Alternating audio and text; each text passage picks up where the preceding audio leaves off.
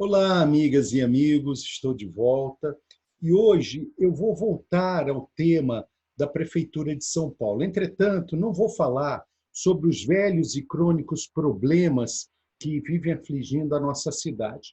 Esses problemas todos nós já os conhecemos. Hoje eu vou me ater tão somente à questão da gestão da cidade. Vamos lá.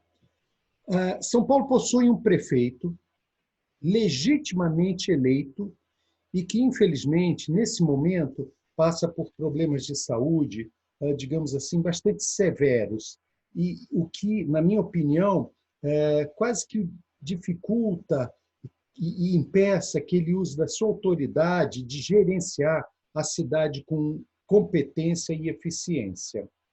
São Paulo, é muito importante dar esses números. São Paulo está entre as 10 maiores cidades do mundo, com cerca de 13 milhões de habitantes, sendo indiscutivelmente o principal centro financeiro de toda a América Latina. Fora disso, apresenta um PIB, Produto Interno Bruto Municipal, da ordem de 700 bilhões de reais. Não é brincadeira, é muito dinheiro. Ou seja, de que eu estou falando? São Paulo, município de São Paulo, eu estou falando de uma verdadeira cidade-país, com problemas em tudo quanto é canto. Não faltam problemas numa cidade da tamanha potência, da tamanha importância que é a cidade de São Paulo.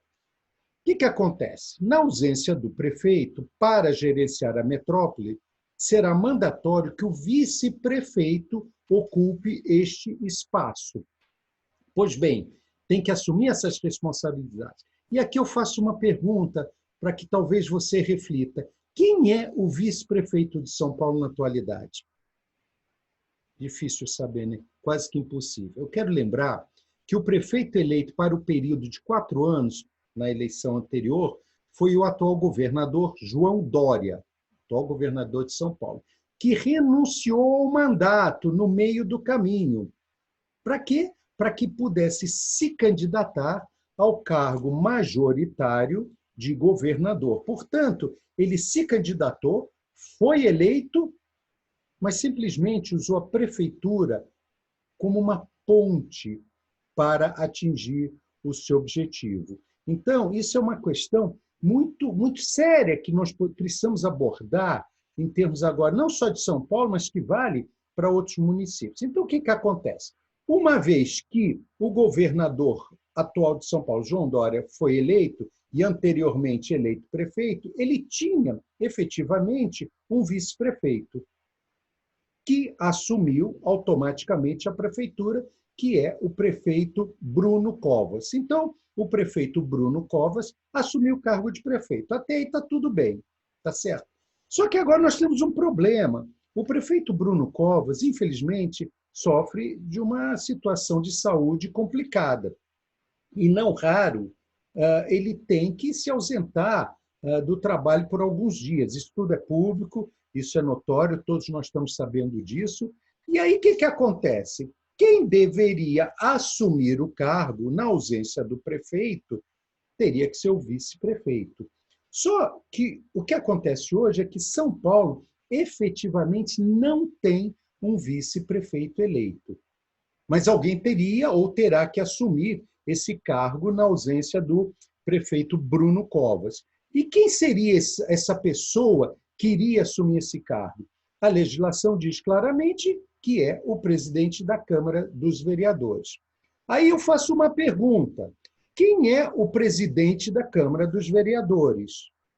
Por um acaso, eu sei o nome dele, mas a pergunta não é quem, sobre o ponto de vista nominal. Ele não foi eleito numa chapa para assumir a prefeitura, tá certo? Então, independente de qualquer análise mais profunda dessa questão, o fato contundente é que São Paulo, nesta situação de não ter um prefeito real, ou um vice-prefeito real, ele vai criar uma situação que vai gerar uma carência muito grande na questão da gestão e do gerenciamento. Ou seja, esses itens da grande cidade de São Paulo começam a se fortalecer. E por que eu falo isso? Porque Quando você elege um prefeito e um vice-prefeito na mesma chapa, isso está implícito que os projetos que foram criados, as ideias, os tempos de gerenciamento da cidade estão sendo divididos desde o primeiro momento, nos mais íntimos detalhes, entre o prefeito e o vice-prefeito. Portanto, a ausência de um prefeito, por qualquer razão, viagem, doença, o que quer que seja, quando o vice-prefeito eleito na mesma chapa, ele assume, evidentemente que pressupõe-se que ele vai dar continuidade ao trabalho do prefeito, uma vez que ele participa desse momento. Bem, a verdade é que eu não quero ser absolutamente pessimista, mas eu também quero lembrar que este é um ano de eleição. Então, o que acontece? Tanto o prefeito atual, Bruno Covas, assim como o presidente da Câmara dos Vereadores, que eventualmente pode assumir o cargo de prefeito, na ausência do vice-prefeito, como já falei, eles estão hoje voltados para o quê? Para a eleição de alguns meses daqui a alguns meses que vão acontecer. A eleição para novos prefeitos e, evidentemente, para o cargo legislativo também. Então, eu não quero ser pessimista, até porque eu sou um otimista nato, mas eu tenho certeza que, por ser um ano eleitoral e tão próximo da eleição, faltam coisa de 7 meses e alguma coisinha, tão próximo da eleição, a cabeça hoje, a mentalidade, os sonhos e os trabalhos vão estar muito mais voltados para o processo de reeleição, insisto, do atual prefeito Bruno Covas e também do presidente da Câmara dos Vereadores. Significa dizer que nós não podemos nos entusiasmar que muita coisa vai acontecer agora na cidade em termos de melhoria, em termos de projetos, em termos de demandas positivas para a cidade. Até porque tudo isso implica em projetos e planejamentos de extrema complexidade. E, claro, tempos diferentes também. Muitos desses projetos podem ser projetos de médio e longo prazo, que pode até demorar 2 ou 3 gestões para serem concretizados. E aqui, minha gente, fica um ensinamento muito importante. Gente, agora vamos falar em voto, vamos falar em eleição para o nosso município. Veja bem, que está logo aí nas nossas portas. Olha só, a gente tem que ter muita consciência. O voto é obrigatório, ok? Então não tem jeito, a gente tem que ir lá e votar, ponto final. Agora, se o voto já é obrigatório, e eu entendo que quem for entrar na cidade para gerenciar, para ser o gerentão da cidade, eu entendo que essa pessoa tem que ser uma pessoa extremamente preparada. Então, não importa que o voto seja obrigatório, que pelo menos eu vá lá, não por ir na urna, lá apertar, botar o dedinho lá. Não podemos fazer isso. Nós temos que usar essa arma do voto exatamente, como eu sempre digo, o voto é a arma mais poderosa que nós temos para mudar toda a situação do município, do Estado e da Federação. Nós temos que saber usar esse voto. Nós não podemos desperdiçar dizendo, peraí, eu vou votar porque eu sou obrigado, vou lá, voto em qualquer um. E não é por aí. Então, aqui, nós temos que parar e começar a pensar. É preciso que o nosso voto ele seja lógico. É preciso que o nosso voto tenha um mínimo de conhecimento, um mínimo de interesse e, sobretudo, ele tem que ser dado com muita consciência para quem vai cuidar do nosso município, que, em última análise, está cuidando da nossa própria casa. Porque se eu tenho que ir e vir dentro desse município, se eu tenho que trabalhar, se eu tenho que pegar ônibus, se eu tenho que ir num posto de saúde, enfim, se eu tenho que ter um meio ambiente minimamente qualificado, etc., eu estou falando de uma parte da minha vida, eu estou falando de uma parte da minha casa. Portanto, eu tenho que escolher muito bem quem é que vai ser o meu gestor, o meu representante, o síndico, entre aspas, do meu prédio. Então, o eleitor tem que conhecer muito bem o seu candidato na hora de escolha e, evidentemente, o seu vice também, tá certo? Tanto no nível legislativo quanto no nível executivo. O candidato a prefeito, quando da sua candidatura, tem que estar, desde o primeiro momento, alinhado com seu vice e, durante o processo eleitoral, tem que mostrar um completo plano de ação. Isso é muito importante, um completo plano de ação para os 4 anos do seu mandato. Tem que mostrar claramente, não de boca, não oba-oba, nos discursos chatos e comuns que acontecem. Ele tem que mostrar a que ele quer, a que ele vem, qual o projeto dele pelos primeiros 4 anos dele, os planos de ações, nesses 4 anos de mandato, projetos e ações a serem implantados, extremamente detalhados, com a linha do tempo. Olha, esse projeto começa tal época e termina tal época, etc. e tal. E uma coisa que é muito importante, da onde virão os recursos? Isso é muito importante. Da onde virão os recursos para pagar, para custear estes projetos? Não adianta dizer, eu vou construir uma ponte que vai ligar daqui até lá, não sei o que tal. Muito bem. Da onde vêm os recursos? Porque se eu não souber, desde o primeiro momento, da onde virão os recursos, evidentemente que eu estou sofismando, evidentemente que eu estou fazendo uma promessa que possivelmente não será cumprida.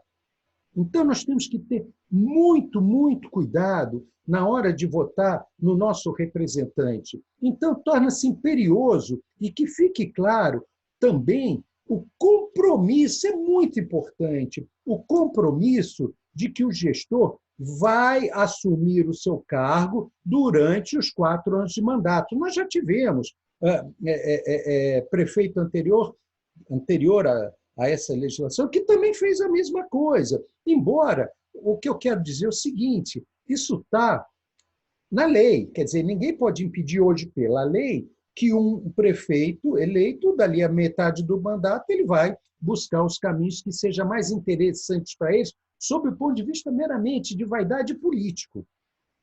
Pois ele usa, fazendo a interrupção no meio do seu mandato, simplesmente, eles fez isso de cabeça, eles fazem de cabeça feita. Isso por quê? Porque eles querem galgar cargos supostamente maiores, entende? Por isso que eles, digamos assim, utilizam a prefeitura para partir para um cargo maior no meio do caminho. É legal? É, não há dúvida nenhuma. É moral? Não é. Eu diria que isso é uma traição ao eleitor, eu diria que isso é uma traição ao voto. Pode ser que alguns que já fizeram isso, inclusive o nosso governador, entende, atual do Estado de São Paulo, pode ser que ele reclame com o que eu estou falando, mas é verdadeiro. É verdadeiro. E a gente está vendo o que está acontecendo agora com a nossa cidade. Então, é muito importante, porque se ele, novamente eu vou insistir para ficar bem claro, se o prefeito eleito sai no meio do caminho, o vice-prefeito assume. Até aí tudo bem. Mas se o vice-prefeito, de alguma maneira, de alguma forma, tem problemas com a sua saúde ou com viagens, etc., quem vai assumir é o presidente da Câmara Municipal.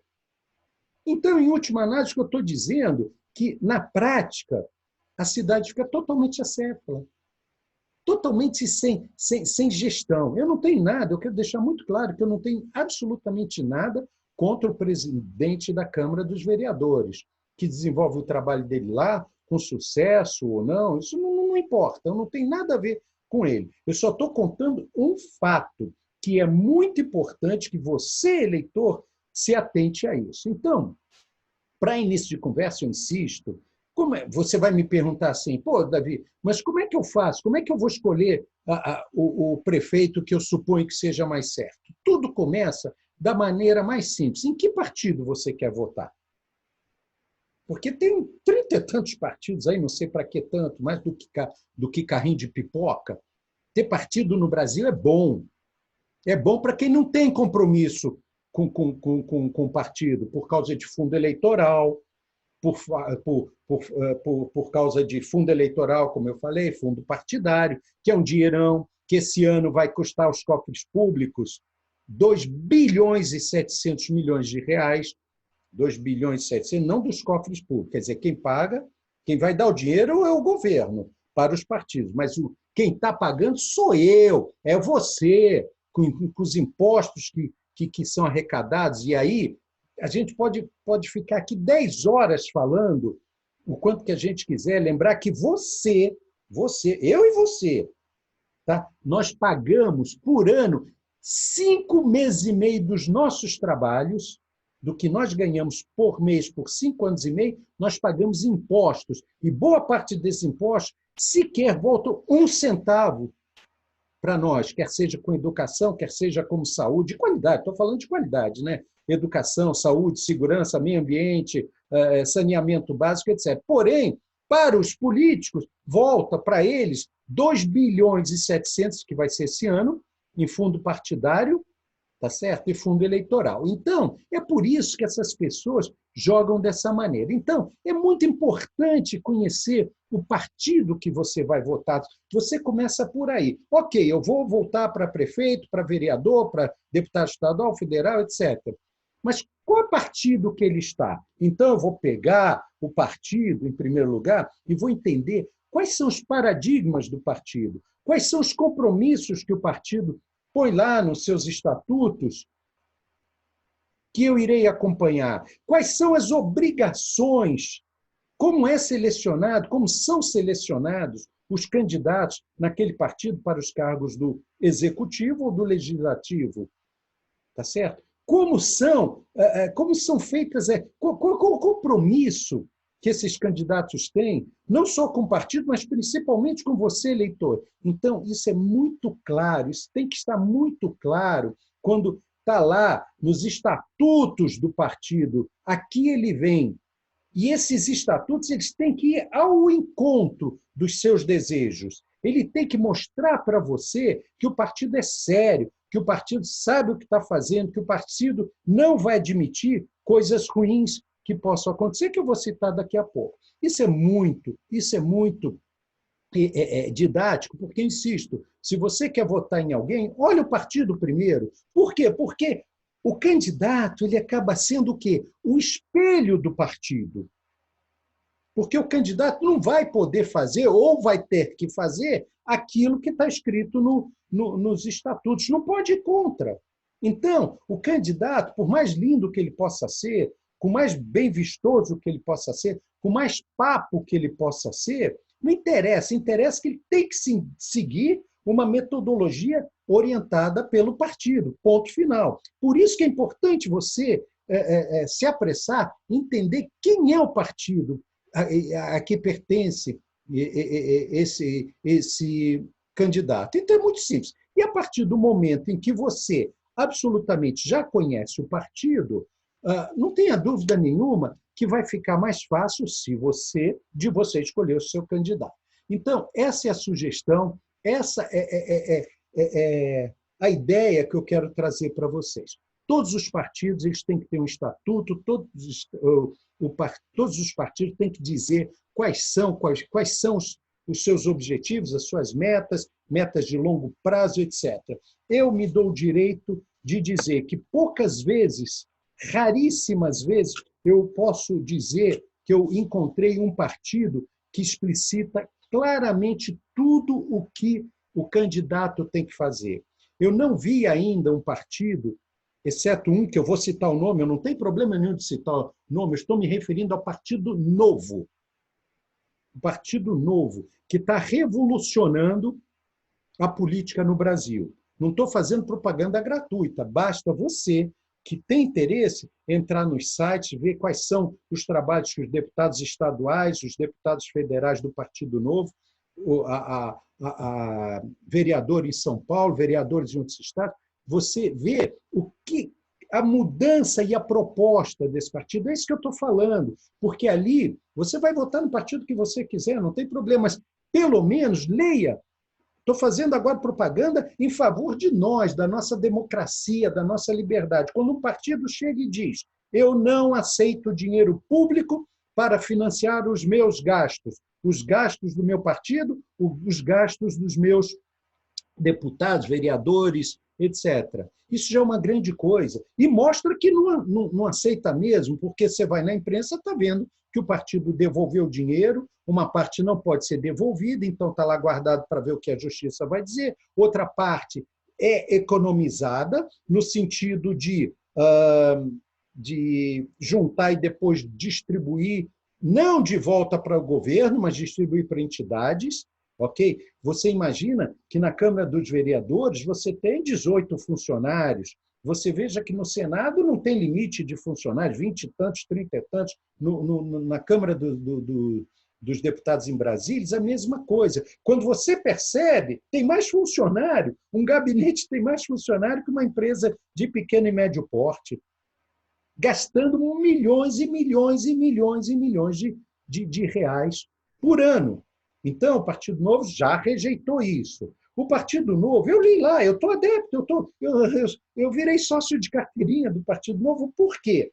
Quando eu vejo lá que está escrito que é proibido, que é vedado ao candidato largar, o eleito, largar o seu cargo no meio do seu período de gestão, isso tem que ser levado em consideração. Entende? Está lá escrito num documento, num compromisso oficial que os candidatos são obrigados a assinar, está lá escrito dizendo que você tem que abrir mão de mais do que metade dos funcionários que estão no seu gabinete. É claro, porque se uma empresa pode render, pode funcionar, pode ter muito lucro com 6, 7, 8 funcionários, por que um gabinete de um deputado, de um vereador, pode ter 18, 20, 22 e senador mais ainda? Por quê? Então, tudo isso tem que ser levado em conta. Quando eu comecei essa história do vereador e vice-vereador, eu quis chegar nesse ponto. A nós cabe a responsabilidade de escolher o melhor candidato. E tudo começa, eu insisto, não no nome da pessoa. O nome da pessoa virá depois. Isso começa a partir do momento que você olha o partido, vê o partido, estude o partido. Todos os partidos têm sites, e você vai entender e vai ver até onde efetivamente você se enquadra e está próximo desse partido. Então, eu sugiro para vocês, pode ser que tenha outros, eu estou dizendo agora, entre muitos partidos, comece pelo novo. A própria imprensa tem demonstrado todo dia, quem lê jornal com muita frequência, Brasil inteiro, tem mostrado todo dia que o novo está revolucionando. Revolucionando num sentido político, democrático, absolutamente democrático, liberal e, mais ainda, mostrando que este partido tem efetivamente compromisso com a população brasileira em todos os níveis, municipal, federal, enfim, e em todos os níveis, estadual, municipal, estadual e federal. Bem, eu me demorei muito nesse clipe, mas eu achava que era muito importante, porque chegou a hora, a eleição está aí, nós temos que começar a fazer a coisa direita, para não acontecer o que acontece sistematicamente no nosso país. Eleger pessoas erradas, eleger um bando de doidos varridos aí que a gente tem visto todo dia, usando escavadeiras e essas coisas mais aí, tá certo? Cangaços, e nós temos que ter cuidado. Ou nós queremos mudar a nossa vida e a vida da nossa nação para muito melhor, ou nós queremos buscar um país livre, desenvolvido economicamente, socialmente, educacionalmente, etc., e nos transformarmos entre os top 10, entre os 10 países mais importantes desse universo, desse planeta, ou então nós vamos ficar nessa mesmice. E aí o que acontece? Vamos reclamar, reclamar, reclamar, e não vai acontecer nada. Essa é a nossa hora. Essa é a hora que nós temos que decidir. Ninguém pode, ninguém vai decidir por nós. Nós é que temos que decidir. Vamos aproveitar essa eleição municipal para que nos preparemos para 2022, para as próximas eleições majoritárias e também as eleições estaduais e federais. Muito bem, meus amigos, era isso que eu queria falar. Se você achou interessante esse meu texto, embora bastante, essa minha apresentação, embora bastante longa, eu sei, mas ela é importante, por favor, me ajude a divulgar, passar para outras pessoas. Vamos viralizar, né, esse clipe que eu estou falando, que eu não estou falando nada de especial, estou dizendo assim, caramba, é o nosso bem, a nossa família, é os nossos filhos. Eu estou falando em nome dos nossos filhos, estamos falando em nome dos nossos netos, bisnetos, trinetos. Quer dizer, vamos ou não vamos fazer do nosso país um país grande? Não vão ser políticos, muitos dos que estão aí, é que vão melhorar, ao contrário, eles só vão piorar. Então, me ajude a divulgar, passando o nosso endereço do canal do YouTube que nós temos para outras pessoas. Enfim, vamos trabalhar juntos nessa missão que nós temos. Tá? Olha só, se você tem alguma sugestão, se você tem alguma opinião, se você tem uma crítica, você pode, nesse nosso canal, colocar. Eu vou responder para você sim, eu vou discutir com você sim, para que nós possamos encontrar, e vou transmitir, para que nós possamos encontrar os melhores caminhos. Uma andorinha só não faz verão, mas muitas andorinhas vão dar a volta ao mundo. Desculpe pelo tempo, hoje foi um pouco mais demorado, mas é muito importante, porque nós estamos sentindo aqui na nossa própria pele, no nosso próprio município, o que está acontecendo. Bye, bye, até mais. Muito bom estar